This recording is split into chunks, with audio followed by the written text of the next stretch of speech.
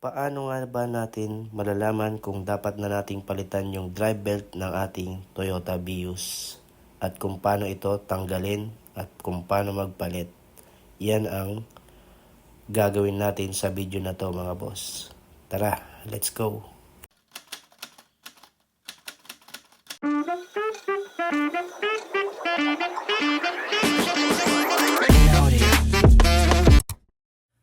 At una nga natin gagawin dyan mga boss, ay luluwagan muna natin yung size 12 na tornilyo.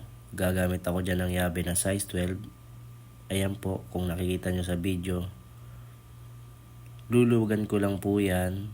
Tapos yung isang tornilyo na size 14, luluwagan ko lang din po yan mga boss.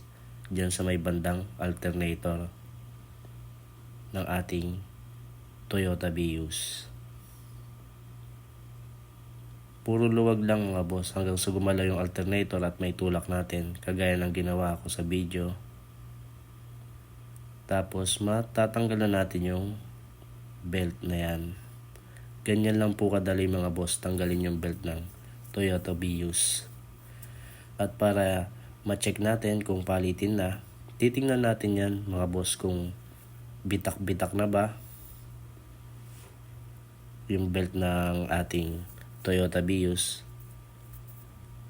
At yan nga po pala, yung pag-check ko nyan ay hindi pa naman siya palitin. Okay pa naman po siya. Kasi wala namang bitak-bitak. At tandaan nyo nga pala mga boss, ang size pala ng ay 1220. 4PK 1220. Yung size ng belt na yan.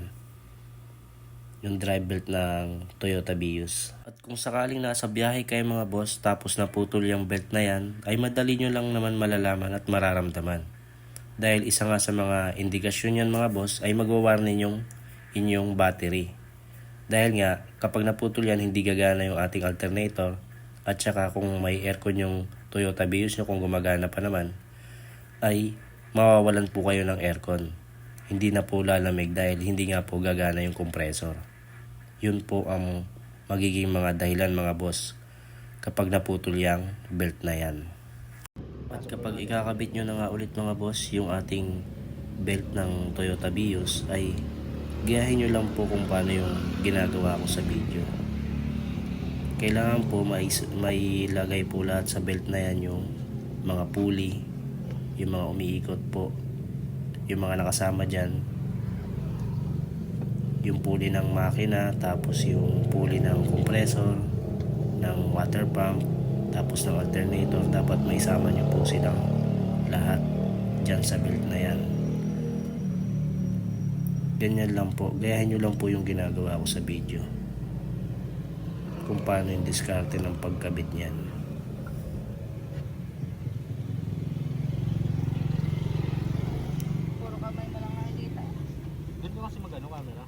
Medyo mahirap-hirap lang din po yung pagkabit.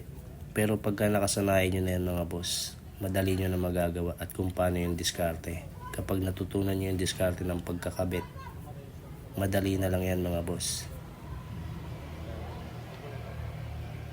Tapos kapag naikabit na nga mga boss, kuha tayo ng kahit maiksing extension ng natin para maibalik yung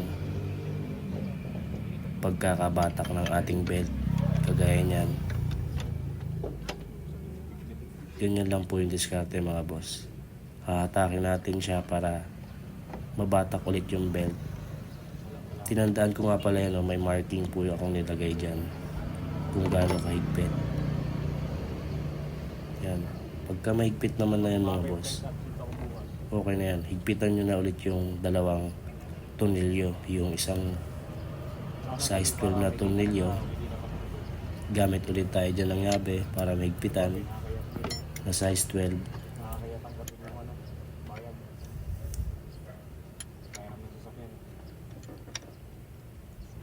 Yan, ganyan lang mga boss. Saktong higpit lang ng tornilyo na yan. Tapos yung tornilyo sa ilalim na 14, gamit lang ulit tayo dyan ng 14 yabe para mahigpitan. At yun na ngayon mga boss, naikabit na ulit natin yung belt ng ating Toyota Vios, yung pinaka drive belt niya. Ganun lang po kasimple mag DIY mga boss kung paano mag check ng ating mga belt ng ating Toyota Vios para malaman natin kung dapat na natin palitan para sa susunod mga boss. Kapag magpapalit na kayo niyan, kayang-kaya nyo na, hindi nyo na kailangan ng mekaniko. Kahit kayo kaya nyo na yan mga boss.